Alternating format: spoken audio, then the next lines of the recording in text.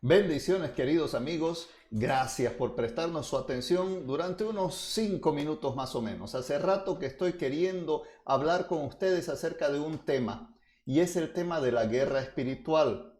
Soy el pastor Igor Cabrera y ronda en mi mente este tema de la guerra espiritual porque vengo meditando sobre un pasaje, el libro de Efesios, el capítulo 6, versículos 10 al versículo 20 más o menos, del 10 en adelante. ¿Por qué les hablo de guerra? En medio de esta psicosis que se ha desatado en el mundo entero a causa de la pandemia, se viene hablando mucho de conspiraciones, de la Tercera Guerra Mundial, y los cristianos en realidad estamos en otro plano. Hace 2000 años que sabemos que existe una guerra contra enemigos invisibles, pero no es una guerra física, no es como la guerra que están lidiando ahora los médicos en contra del coronavirus, sino es una guerra espiritual. Y esta guerra espiritual tiene dos bandos, el bando de las tinieblas y el bando de la luz. Quienes estamos en el bando de la luz, tenemos el recurso de la armadura de Dios. Y hoy hablaremos acerca de esta armadura. El apóstol Pablo, en los primeros versículos, nos insta 2 veces a que tomemos toda la armadura de Dios.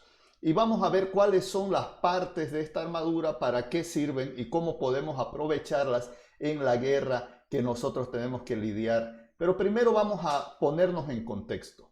El apóstol Pablo pone muy claro de que nuestra lucha no es contra carne ni sangre, sino contra principados, potestades, gobernadores de las tinieblas y contra huestes espirituales de maldad que habitan en las regiones celestes. Tenemos que tener muy claro que nuestra pelea no es contra otros seres humanos ni contra las circunstancias. Nuestra primer pelea es contra Satanás y sus secuaces, demonios astutos que tratan de atacarnos, pero también tenemos que tener claro que en Dios tenemos toda la victoria. Sin embargo, la Biblia nos puntualiza que debemos tomar toda la armadura de Dios para estar firmes en el día malo. Y estas son las piezas de la armadura. Primeramente, el apóstol Pablo nos señala que tenemos el cinturón de la verdad. Cuando uno piensa en una armadura, quizás la pieza menos llamativa es el cinturón de la armadura, pero es sumamente importante porque es el cinturón el que hace la función de atar todo lo demás. Es decir, sin el cinturón, la coraza, que es la que cubre los órganos vitales, se desprende. Si ustedes se fijan, tiene además unos dispositivos, el cinturón de un soldado, para colgar las armas. En el caso de las épocas bíblicas, el arma principal era la espada, pero aún ahora en el cinturón se llevan las municiones, las armas, etcétera, en cualquier operación militar. El cinturón de la verdad es fundamental para el cristiano. No puede haber un cristiano que sea victorioso y mentiroso al mismo tiempo. Nosotros debemos movernos en la verdad. La palabra nos dice que Jesús es el camino, la verdad y la vida. Nadie viene al Padre sino por Cristo Jesús. Y entonces la verdad debe ser una característica fundamental si queremos ser cristianos victoriosos y estar firmes en el día malo. El segundo elemento que Pablo menciona de la armadura de Dios es la coraza de justicia. Me llama la atención que la palabra coraza en español proviene de la palabra corazón, porque precisamente es la coraza la que protege los órganos vitales, como el corazón, que están en el pecho, en el tórax, en el estómago. Cuando usted tiene su corazón lleno de la justicia de Dios, usted obra en justicia, entonces tiene la victoria garantizada. Pero mientras usted no se alinee a los propósitos de Dios, a sus diseños, mientras nosotros no estemos tomados de la mano de Dios y nuestras acciones no estén alineadas a sus mandamientos, difícilmente vamos a poder tener victoria en esta guerra espiritual. El siguiente elemento es un elemento bastante curioso. Quizás usted y yo no le daríamos mucha importancia, pero se trata del calzado, el calzado del Evangelio de la Paz. Recuerdo que hace unos años leí acerca de la importancia del calzado en el uniforme militar y ese artículo en particular señalaba que la guerra, por ejemplo, la guerra civil norteamericana, que tuvo la victoria del ejército del norte sobre el sur, el zapato fue algo fundamental para poder dar esta victoria al ejército de los azules. ¿Por qué? Porque la diferencia entre un ejército y otro era que en el norte dotaron con la camisa, el pantalón del uniforme también de zapatos a los soldados, mientras que a los soldados del sur solo le dieron la camisa y el pantalón y cada uno calzaba lo que podía adquirir. En el momento de la batalla, el soldado que tiene un zapato adecuado puede escapar con mayor facilidad o puede perseguir al enemigo en un momento de ataque. Si usted no está calzado con el Evangelio de la Paz, si donde va su vida no refleja, no predica con sus actos el Evangelio de la salvación por medio de la fe, entonces no dejará la huella correcta allá donde ha estado. Es importante que cada cristiano se convierta en una carta viva que refleje el Evangelio de la salvación allá donde está. Seguimos con la siguiente pieza fundamental de la armadura de Dios para su victoria. Y esta es el escudo de la fe. Dice la palabra de Dios que por gracia somos salvos por medio de la fe. La fe es la convicción de lo que se espera, la convicción de lo que no se ve. Es nuestra certeza en las promesas de Dios plasmadas en su palabra.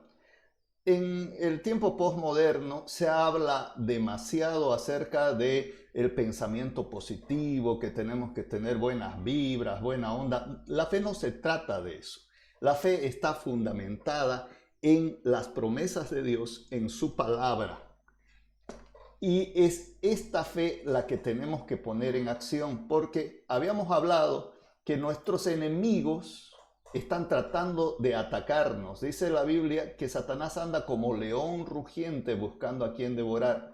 Y la forma en que lo hace es a través de estos dardos encendidos en forma de ideas que atacan nuestra mente y entonces tratan de hacernos perder la fe.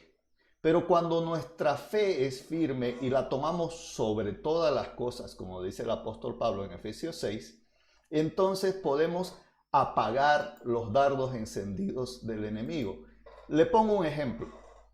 Si el enemigo viene con una idea a su mente y le dice, nadie te ama, pero usted está firme en su identidad en Cristo, puede argumentar inmediatamente no, porque en la palabra de Dios dice en Juan 3:16 que Dios me amó tanto que entregó lo más precioso que tenía a su Hijo Jesucristo para que muera en la cruz por mí en mi lugar.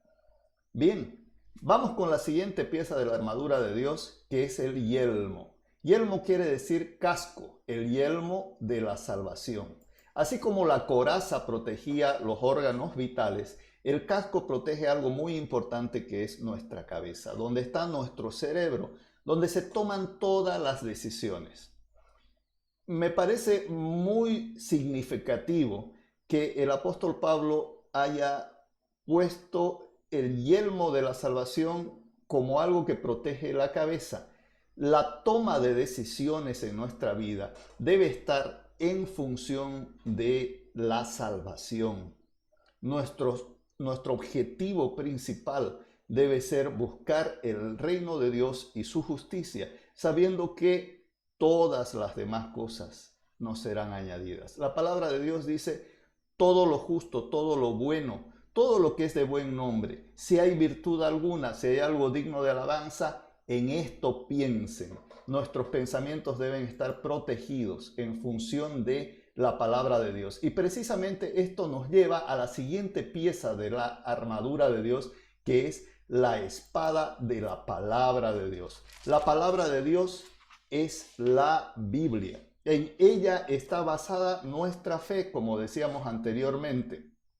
Si usted se fija en los 4 evangelios, se narra cómo Jesucristo utilizaba con destreza la palabra de Dios. En un episodio particular de su vida, el demonio, Satanás, se enfrenta a él en el desierto cuando él estaba haciendo 40 días de ayuno. Y la forma en que se defiende el Señor es utilizando la palabra. El enemigo no puede resistir cuando un cristiano con autoridad le dice, escrito está.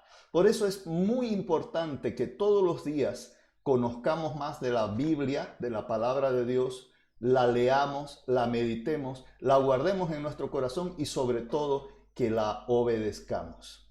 Por último, el apóstol Pablo cierra magistralmente con esta orden. Oren en todo tiempo. Yo me pongo a pensar cómo es que un cristiano puede orar en todo tiempo. Todos nosotros tenemos actividades, tenemos trabajo, tenemos hijos, tenemos esposa, las mujeres tienen un esposo.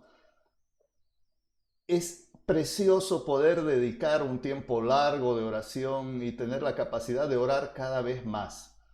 Pero lo que yo he encontrado más práctico, más funcional, es poder orar continuamente, tener la conciencia de que Jesús está acompañándonos a nuestro lado, que el Padre está continuamente con nosotros, que el Espíritu Santo habita en nosotros porque somos su templo. Entonces, en el momento que enfrentamos una situación difícil, deberíamos poder tomar unos minutos y aún mentalmente hablar con Él. Cuando tenemos que tomar una decisión, antes de tomar cualquier decisión, consultarle.